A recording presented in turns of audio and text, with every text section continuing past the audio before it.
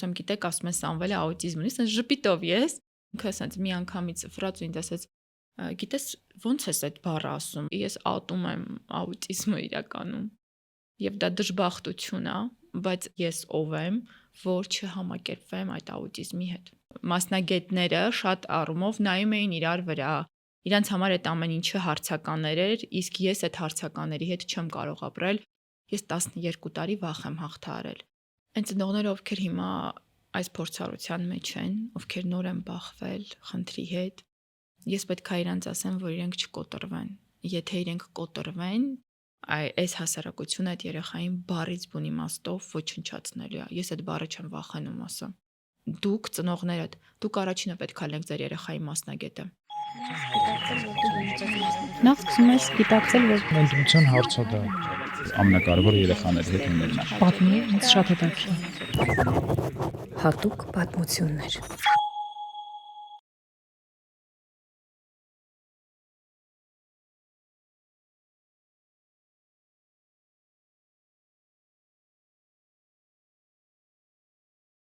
Ես Թերեզան եմ ու միշտ երբ որ ներկայանում եմ, դա արդեն դարել է իմ լոգոն։ Կարևոր մարդու մայրիկը, իմ տղան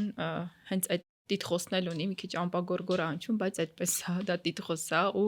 միայն ես եմ այդ տիտղոսը իրան տվել, հա, կարևոր մարդու մայրիկ եմ, իմ տղան ունի աուտիզմ, ու մենք արդեն ճիշտ է ինքը 15 տարեկան է, բայց մենք 12 տարի ենք ապրում աուտիզմի հետ, որովհետև ես 12 տարի է որ համակերպվել եմ ախտորոշման հետ, եւ իմ կարևոր մարդուց հետո ես ինքս փոխեցի իմ ամբողջ կյանքը, մասնագիտությունը եւ հիմա հատուկ հոգեբան վարքային թերապիստ եմ ու փորձում եմ այն բալիկներին, ովքեր ունեն զարգացման խնդիրներ, կարողանամ իրենց մայրիկներին առաջինը եւ իհարկե երեխաներին օգնեմ։ Իրականում մեր պատմությունը այնքան երկար է, ուսանց շատ արկածներով, ես փորձեմ այն ինֆորմացիան հաղորդել լսարանին, որը կարևոր է իրենց համար։ Իսկ սկզբանե մենք ունեցանք լսողության խնդիր ու ես ինչքան է որ հիմա մասնագետ եմ դարել, բայց ավելի երիտասարդ էի եւ չի նկատում որ այլ խնդիր կա, հա։ Լսողության խնդիր էր ու 1 տարեկանում դա բացահայտվեց, այնինչ կարար ավելի շուտ բացահայտվեր։ Հետո լսողության խնդրի հետ հաղթահարելուց վիրահատական միջամտություններից հետո ոչ մի բան չէր առաջ գնում զարգացման առումով եւ մասնագետները շատ առումով նայում էին իրար վրա։ Իրանց համար այդ ամեն ինչը հարցականներ էր, իսկ ես այդ հարցականների հետ չեմ կարող ապրել, եթե դա վերաբերվում է իմ երեխային։ Այսինքն աուտիզմը, աուտիզմ չի, չէ լսողությունն է պատճառը ու այդ քաոտիկ վիճակը տևեց 2 տարի, մինչև ես ինքս եկա այդ կետին, որ իմ երեխան ունի աուտիզմ եւ վերջակետ։ Այսինքն շատ պարագաներում, երբ որ մասնագետներն են մայրիկներին ասում, գիտեք, ձեր երեխան ունի, մայրիկը չի համակերպվում, ես ասում եմ, չէ, իմ երեխան ունի աուտիզմ եւ վերջ։ Ամենածանր պահը, որը մինչև երկրորդ անգամ մայրանալը, ես ասում եմ, գիտեք, չկա մի րոպե, որ այդ աուտիզմ բառը, ես խոսում եմ, ես աշխատում եմ, ես քնած եմ, ես ինչ որ բան եմ պատրաստում, որ ես մոռանամ, ես չեմ կարող դրա մասին մոռանամ, ու ամենածանր բառը այն բառերն էր, որ մեր հարազատ բարեկամ մարդկանցից մեկը, որ նոր էինք ասել կասկածներ, ու ինքը ասենց առանց դիտավորության, հա, ինքը ասենց մի անգամից ֆրած ու ինձ ասեց գիտես ո՞նց ես այդ բառը ասում, ասում գիտեք, ասում են Սամվելը աուտիզմ ունի, ասես ժպիտով ես, ասում եմ դու գիտես, որ դա ամբողջ կյանքի ընթացքում է ու դա չի անցնելու։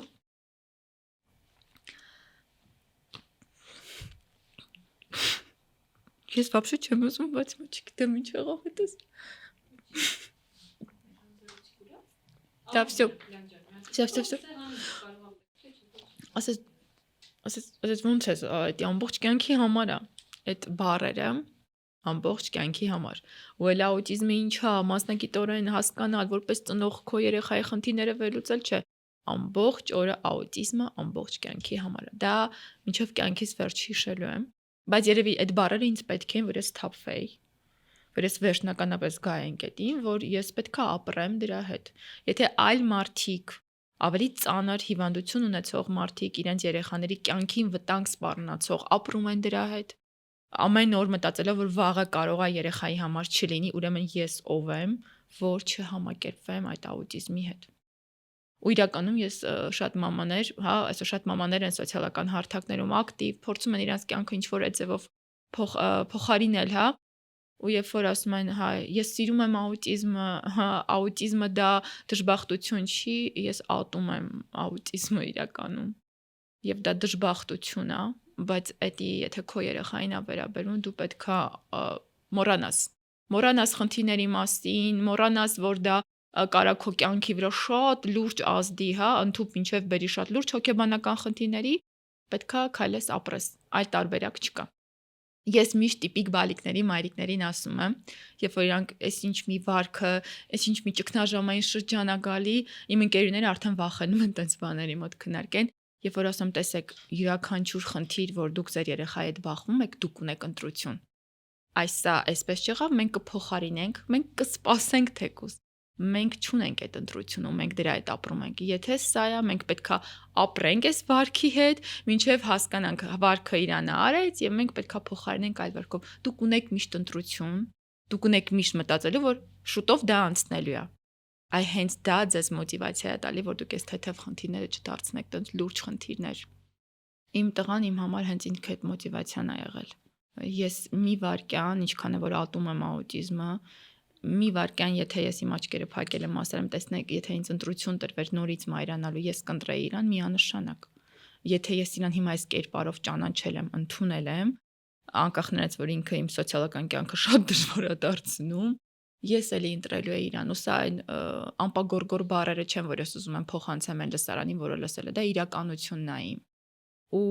երբ որ ես երկրորդ անգամ պետքա մայրանա, դա բոլոր մայրիկները գիտեն ու իմ բլոգում շատ են ինձ գրում մայրիկները, ինչ եք արել, որ երկրորդ անգամ բալիկներ եք ունեցել, ինչ հետազոտություններ եք արել, ոնց եք այդ վախերը հաղթարել, ես 12 տարի վախ եմ հաղթարել։ Ես եկա այն գիտակցական կետին, որ եթե ես պետքա հաշվի առնեմ, որ ես կարամ բախվեմ երկրորդ անգամ այս խնդրի հետ,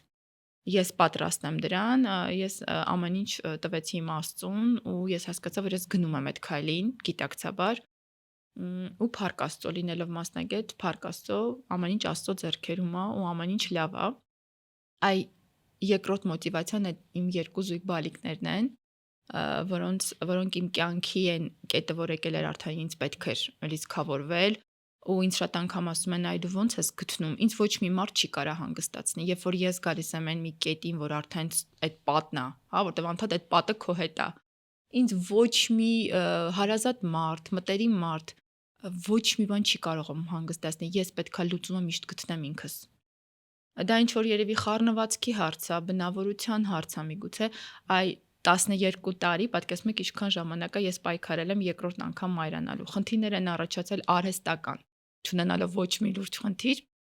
արհեստական ինչ որ խնդիրներ են առաջացել ու երևի ամեն ինչ իր ժամանակին պետքա լիներ ու այսօր այդ ժամանակը եկավ։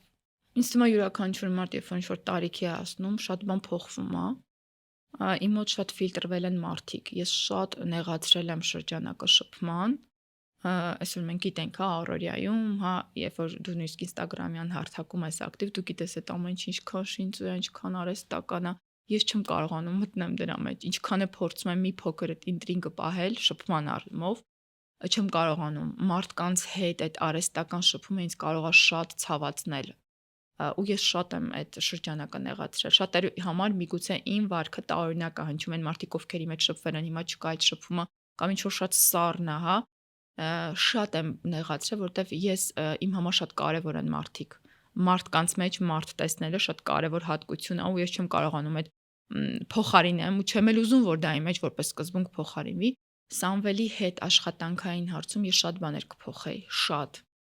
Բոլոր մայրիկները, երբ որ իրենց երեխան բախվում է զարգացման ինչ-որ խնդիրների հետ, առաջնային է, աուտիզմի մասին է խոսքը իհարկե, առաջնայինը դա խոսքն է, խոսալն է, երբ է մեր երեխաները փոխվել, ես Սամվելի համար երևի 3 տարեկանից ինչ որ առումով մեր դերակատարությունները կիսվել է։ Ես 50% եղել եմ Սամվելի մաման, 50% իր մասնագետը տանը։ 12 ժամ։ Ու այն առաջնայինը, որ ես կարևորել եմ, որ չէ, խոսքը պետքա լինի, չէ, դա ի սկզբանե շատ երկրորդական է եղել։ Ու այն մայրիկները, ովքեր հիմա ինձ լսում են, ես իրանց կոչ եմ անում, շատ եմ խնդրում նույնիսկ, որ եթե իրանց բալիկների մոտ կա աուտիստիկ սպեկտրի խանգարում, առաջնային կարևորությունը տվեք ինքնասպասարկմանը, որովհետև դա աուտիզմ ունեցող մարդկանց սոցիալական կյանքի շատ կարևոր մասն է կազմում, հա, ու այդ սոցիալական կյանքի ինքնասպասարկումը մենակ կոշիկներ կոչկելը չի կամ ատամներ լվանալը չի։ Դա շատ լուրջ կյանքի հմտություններ են, որ տարիների ընթացքում պետքա զարգանան, ինչպես յուրաքանչյուր տիպիկ զարգացում ունեցող երեխաների մոտ։ Այս ամբողջովին հետ կգնայի եւ կսկսեի հենց դրանից, հա, ամբողջովին իմ աշխատանքը կհիմնվեր ինքնասպասարկման վրա։ Իհարկե մենք հիմա դրա խնդիր ունենք ու ես եկել եմ այդ գիտակցման, որ այստեղ ես շատ լուրջ բաց թողում եմ ունեցել իր հետ։ Դրա համար ուզում եմ ոչ մի մայրիկ այդ բաց թողումը չունենա, հա,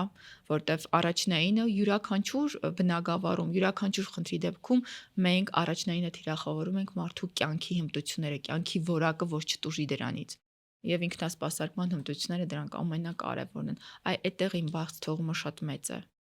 Բայց ես էլի մտածում եմ, որ պետքա փորձել, պետքա փորձվել շարժվել առաջ, համենայն դեպս փորձից ոչ մի վնաս չի լինելու։ Այդ է շատ կարևոր գիտակցումը, որ ես դրան պետքա շուտվանից գայի ու այսօր ունեմ այս խնդիրը։ Մեր բալիկների ծնվելուց հետո շատ կա մտավախություն, որ աուտիզմ ունեցող երեխաները այո կարող են չընդունել, խանդել մայրիկին։ Ինքը իր կերպարով ծնվել է արևիկա, իր մեջ արևը շատ է։ Ու ինքը իր փոքրիկ քույրիկ եղբորը վերաբերում ոնց որ խաղալիքի։ Այսինքն ինքը կարա իրան շատ կոպիտ սիրի, չգիտակցելով, որ ինքը իրանց ցավ է պատճառում, հա։ Անդադ ու մինչև բալիկներիս լույս աշխարհ գալը ինքը անդադ փոքրիկ բալիկների հանդեպ սեր ուներ, բայց շատ կոպիտ էր սիրում ու ես դա լրիվ սահմանափակել էի, որ մենք խնդիրներ սոցիումում չունենանք, ու ինքը գիտեր, որ չի մոտենալու, նույնիսկ ժպտա։ Ու հիմա որ իրենք կան, ինքը անդադ գալիս է ինձ ասում է իրանք իմն են։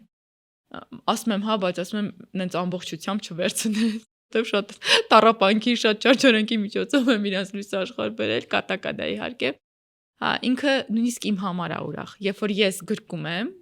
ինքը գալիս է ու ժպիտով նայում է ինձ, ու իմ համար ինքը ուրախ է, ու այդ շատ կարևոր գիտակցում է։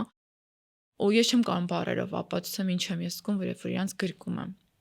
Լրիվ, ասում եմ, ոչ մի դեղորայքի հանգստացնող, ոչ մի բանի կարիք չկա։ Գրկում ես ու աշխարհս նես մի պահ ժամանակա կանգնում է, ու այն շատ ստիլյանն ան, որ սենց ինչ որ պորտկում է, հա, այդ զգացողությունն է, որ պետք է այդ վիզուալ տեսնել։ Բառերով դա անհնարին է նկարագրել։ Ինչ եմ ես զգում երկրորդ անգամ մայրանալուց։ Այն ծնողները, ովքեր հիմա այս փորձառության մեջ են, ովքեր նոր են բախվել խնդրի հետ, կամ հանդիպել են այնպիսի անհաջող մասնագետի, որը շատ կոպիտ ձևով է դրսևորել իրեն եւ շատ կտրուկ ձևով է, հա, նկարագրել իրենց երեխայի խնդիրները, ախտորոշումը, ես պետք է իրանց ասեմ, որ իրենք չկոտրվեն։ Եթե իրենք կոտրվեն, պետք է շատ կարևոր մի բան հասկանան, որ իրենց երեխան այս հասարակությունը այդ երեխային բառից բուն իմաստով ոչնչացնելու է։ Ես այդ բառը չեմ վախենում ասեմ։ Ինչքան է մենք խոսում ենք, որ ներառական է, մեր հասարակությունը չկա այդպիսի բան։ Ու ես միշտ եմ ասում այն մամաներին, եթե դուք ասում եք ես չեմ կարում, ես մեռած եմ, դուք պատկերացնում եք ձեր երեխան, այն գիտակցումից, այն մտածողությունից, որ դուք չեք կարում ձեր երեխայի հետ ինչ է լինելու, դուք պետք է հավաքեք ձեզ։ Երկրորդ ոչ ավելի պակաս, քան առաջինը, որ դուք շատ շուտ պետք է ընդունեք ձեր երեխայի ախտորոշումը։ Երբ որ դուք դեռ պայքարի մեջ եք ու դուք դեռ մերժում եք դա, դուք չեք կարողանալու լիարժեք ապրեք ձեր երեխայի հետ ձեր կյանքը, դուք չեք կարողանալու ամենակարևորը լիարժեք օգնել այդ երեխային հաղթահարելու, որովհետև երբ որ մենք խոսում ենք զարգացման այլ առանձնահատկությունների մասին, այստեղ հաղորդակցումը, սոցիալական փոխազդեցության մասին չի խոսվում, բայց աուտիզմը հենց առաջնային թիրախավորում այդ կարևոր ոլորտները, որը ամբողջ սոցիալական կյանքն է։ Այո, դուք կարող այդ որպես ծնող չհասկանաք ինչ է նշանակում սոցիալական փոխազդեցություն կամ հաղորդակցում, բայց դուք պետք է հասկանաք, որ այդ կարևոր կետերը շատ լուրջ խնդիր են առաջացնում, որ ձեր երեխաները իրենց կյանքը կառուցեն, ինքնուրույն ապրեն։ Դրա համար շատ վաղ շրջանից պետք է գիտակցել, որ դուք կարողանաք շատ ճիշտ օգնել ձեր երեխային։ Ու ցավոք այսօր Հայաստանում այս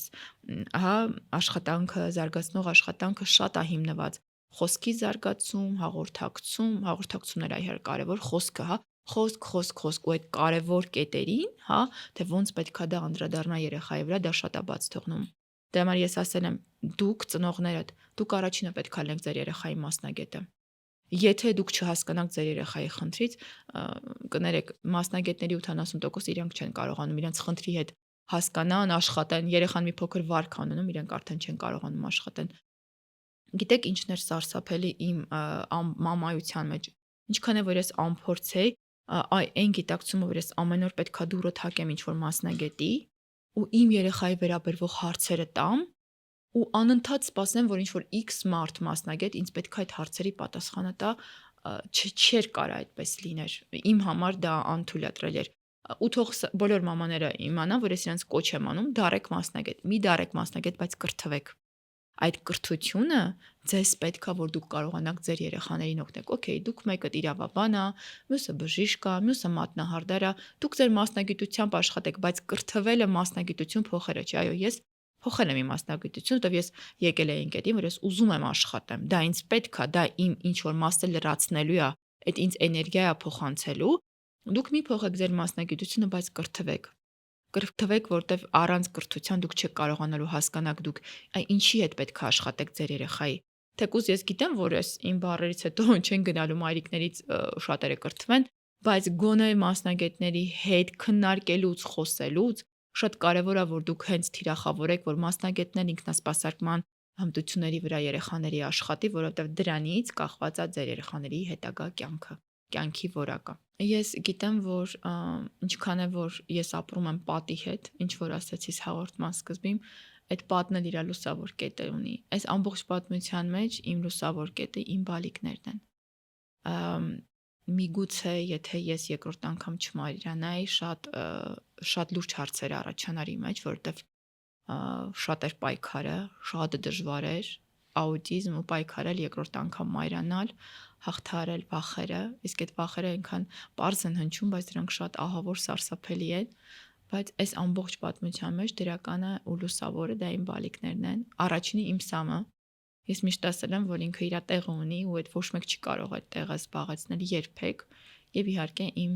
երկու բալիկները, իրանք այդ լուսավոր կետն են, որոնց համար պետքա պայքարել, պետքա ժպտալ եւ պետքա շարունակել ապրել ժպիտով։